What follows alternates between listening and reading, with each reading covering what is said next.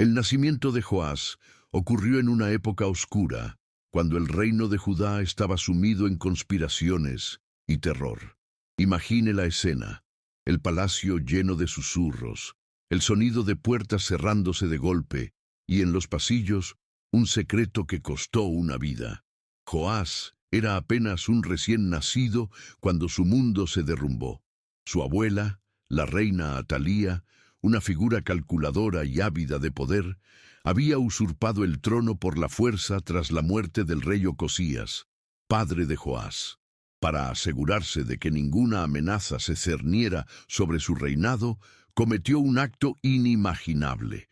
Ordenó la ejecución de todos los herederos reales. Parecía ser el fin del linaje de la casa de David. Fue en este punto que ocurrió un giro sorprendente de los acontecimientos. Josaba, la hermana del difunto rey, no pudo aceptar la condena de ese bebé inocente. Junto con su esposo, el sacerdote Joiada, lo arriesgó todo. Escondieron a Joás apresuradamente, llevándolo al único lugar que Atalía jamás habría pensado en buscar, el templo del Señor. Allí, protegido por muros sagrados y lejos de miradas indiscretas, Joás creció en secreto durante 6 largos años.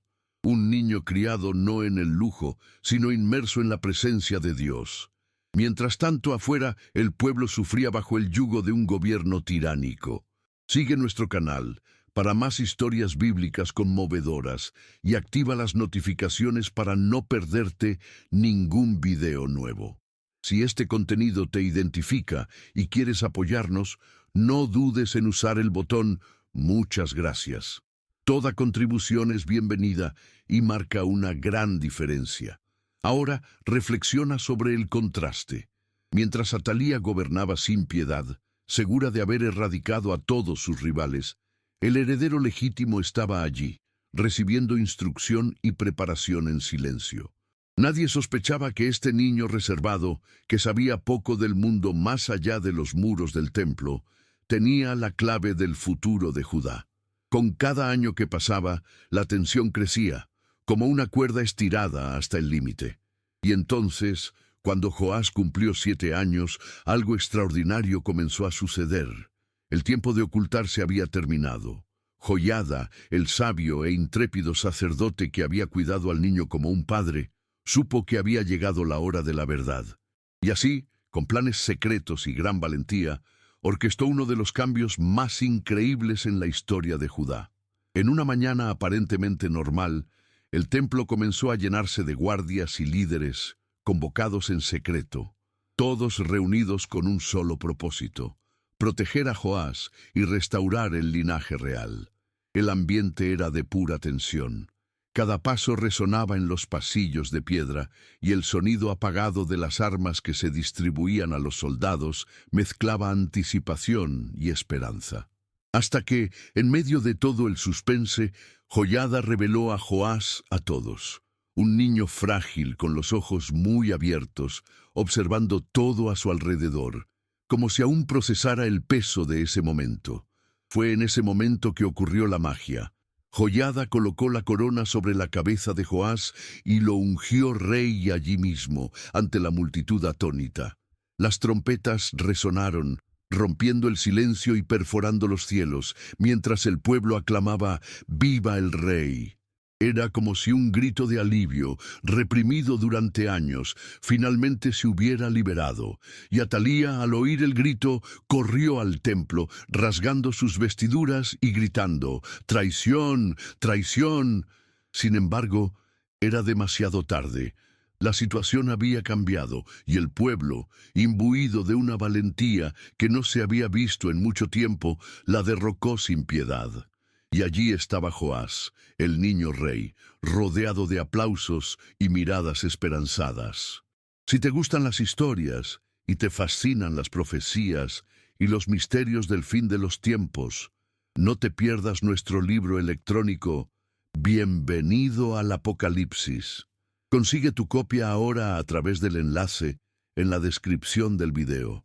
Joás, ahora coronado y en el trono, era solo un niño, pero un niño con todo un reino sobre sus hombros. Y aquí es donde una vez más, destaca la figura de Joiada. Este hombre no era solo un sacerdote, era un pilar fundamental para Judá y sobre todo para Joás. Comprendió que gobernar trascendía llevar una hermosa corona y recibir aplausos. Requería visión, firmeza y sobre todo fe. Joiada, como una maestra paciente, tomó de la mano a Joás y poco a poco comenzó a moldearlo hasta convertirlo en algo más que un rey simbólico. Los días siguientes estuvieron llenos de intensa actividad. Joás acompañó a su mentor en reuniones, decisiones complejas y, sobre todo, en momentos de oración. Fue como si aprendiera a ver el reino con otros ojos, percibiendo no solo lo visible, sino también lo invisible, el alma de la nación. No tardó mucho en comenzar las transformaciones. Uno a uno, los altares a los dioses falsos fueron demolidos. El pueblo, antes abatido y desorientado, comenzó a sentir el surgimiento de algo nuevo. Fue como si una brisa fresca recorriera las calles y los corazones, renovando la esperanza. Joás maduró no solo en edad, sino también en sabiduría. Y con Joiada siempre a su lado, se consolidó cada vez más como un rey guiado por principios. Sin embargo, una sombra se cernía sobre él, porque incluso cuando Judá comenzaba a respirar un aire de renovación, aún quedaba algo por hacer.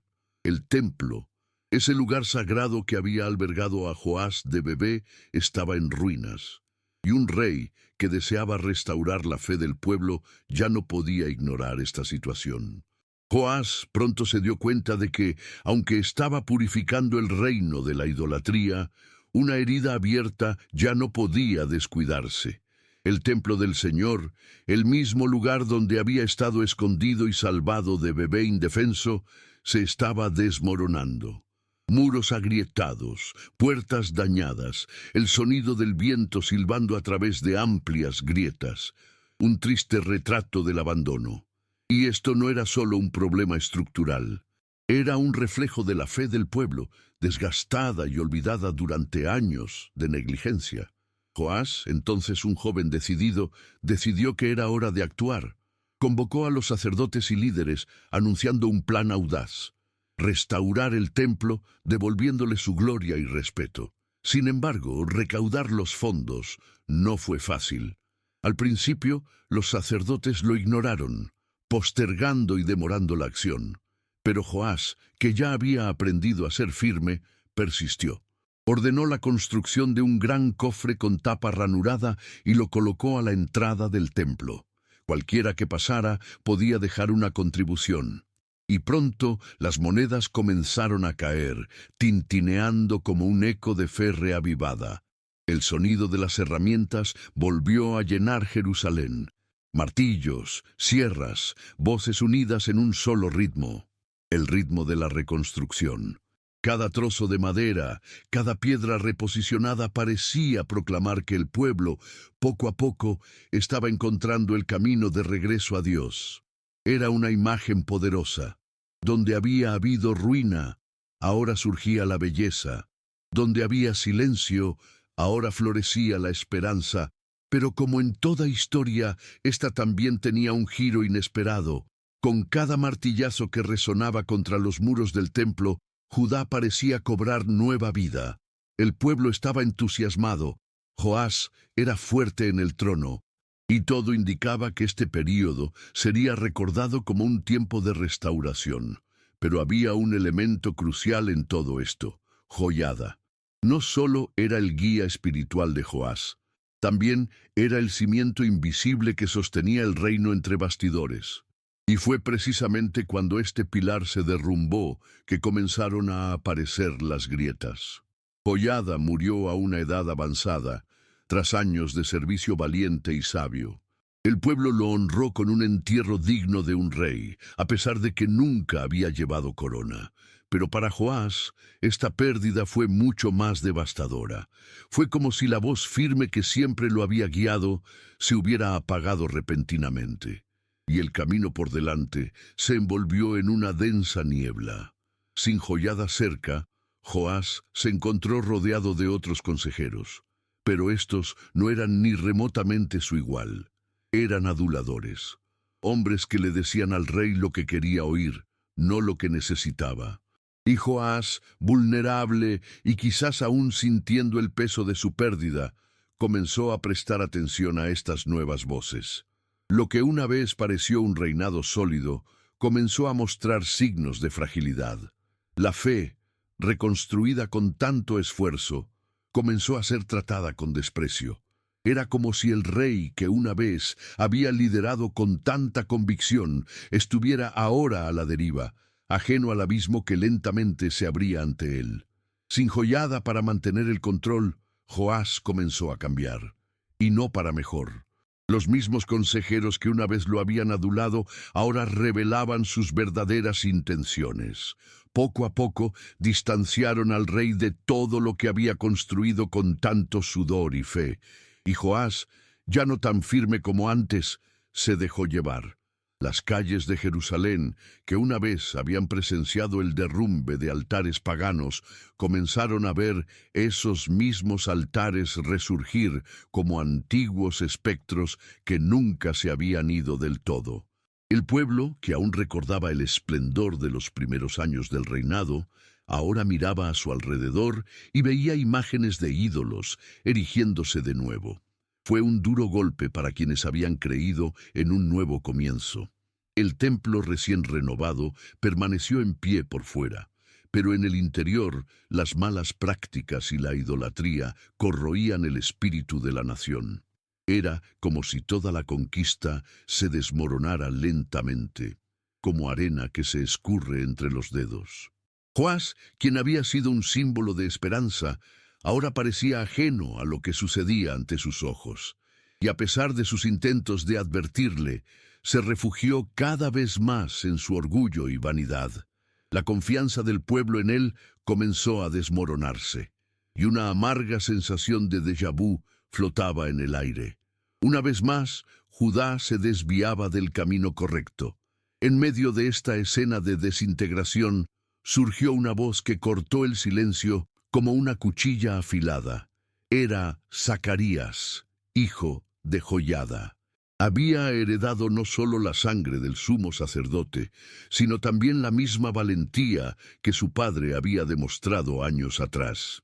Zacarías no estaba dispuesto a observar en silencio cómo Joás y el pueblo volvían a caer en las viejas trampas de la idolatría. Con una mirada decidida, se presentó ante la multitud y comenzó a hablar. Y de hecho, no se anduvo con rodeos.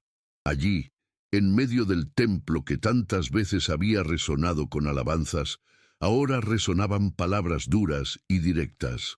Zacarías expuso sin temor los errores de Joás y del pueblo, señalando cada desviación, cada incumplimiento del pacto con Dios. Era como si las mismas paredes de aquel lugar sagrado vibraran con la fuerza de su voz. No se anduvo con rodeos ni suavizó la verdad. Y esto, evidentemente, perturbó profundamente a Joás, quien ya estaba tan endurecido que no reconoció el valor ni la valentía de aquella advertencia.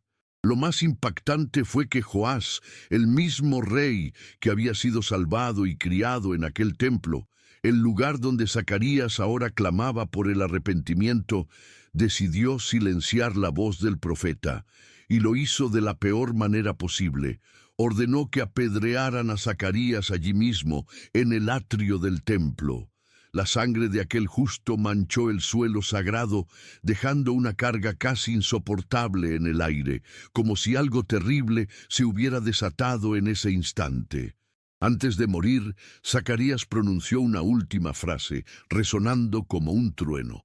El Señor verá y pedirá cuentas. Apenas se había secado la sangre de Zacarías en el suelo del templo cuando aparecieron los primeros signos del castigo. Desde la región de Siria, un ejército se alzó con una fuerza inesperada. Los arameos no eran numerosos, pero avanzaban con una furia que parecía impulsada por algo más allá de la mera conquista territorial.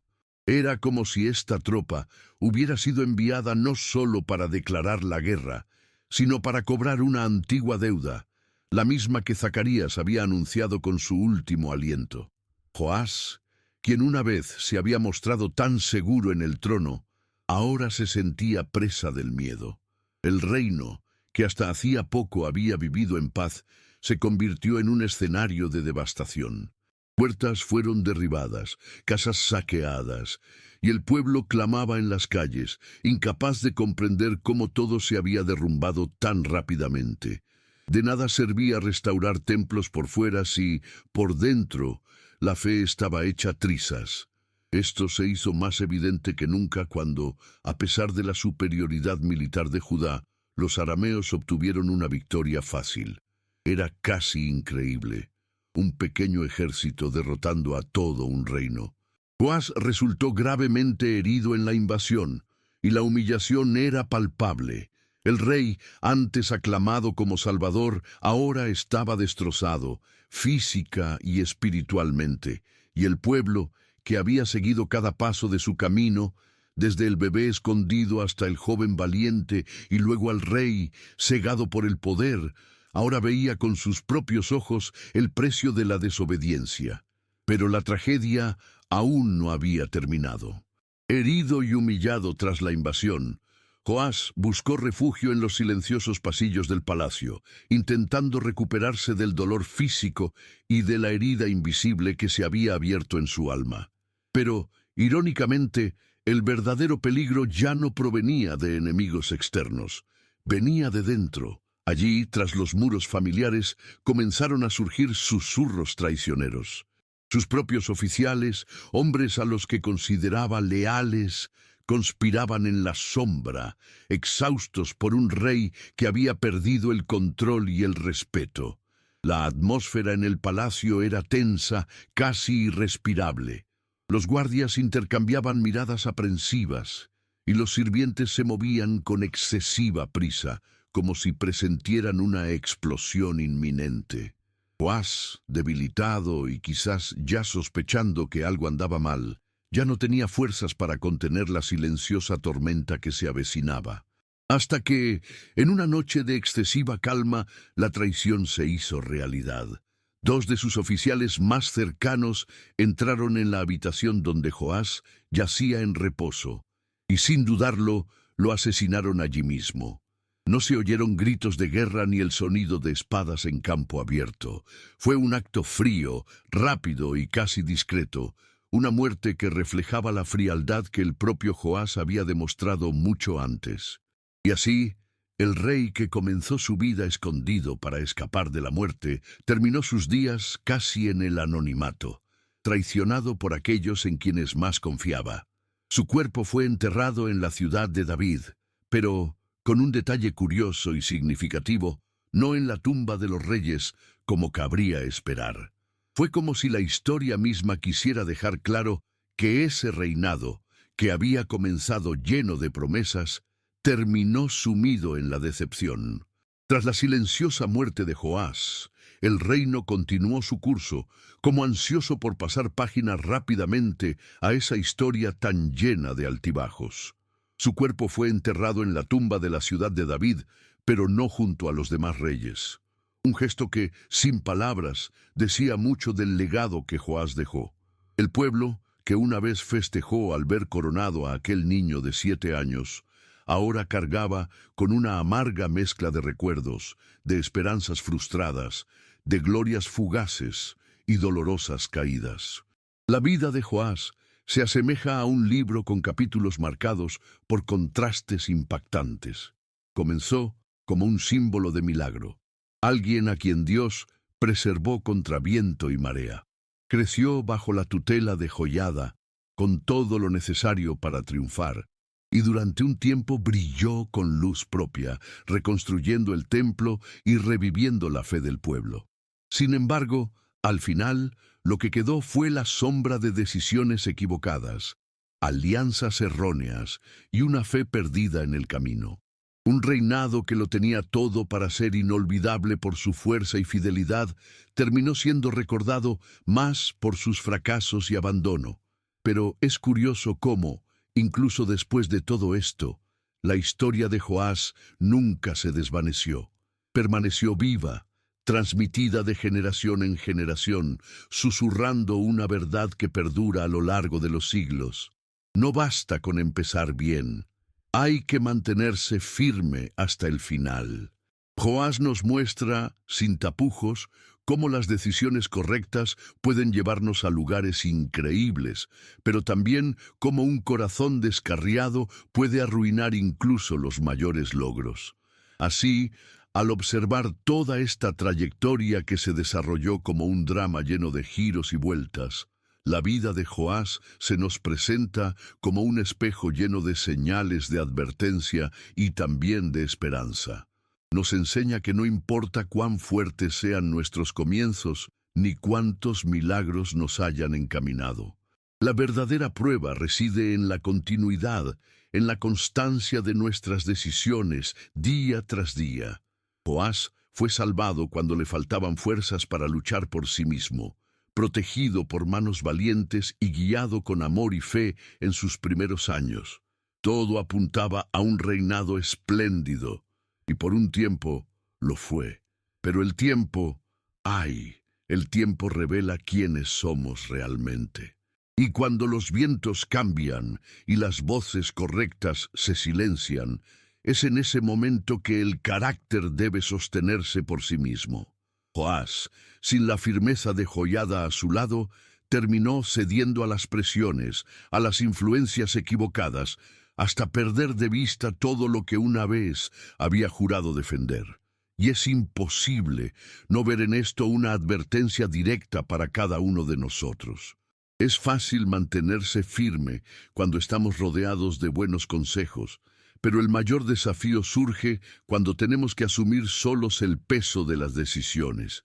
En retrospectiva, la gran lección que nos deja la vida de Joás es clara como la luz del día. La fe no puede ser meramente momentánea ni depender de las circunstancias. Debe cultivarse, fortalecerse y, sobre todo, vivirse con integridad de principio a fin. Joás tuvo sus victorias, pero también dejó profundas cicatrices para sí mismo y para quienes confiaron en él.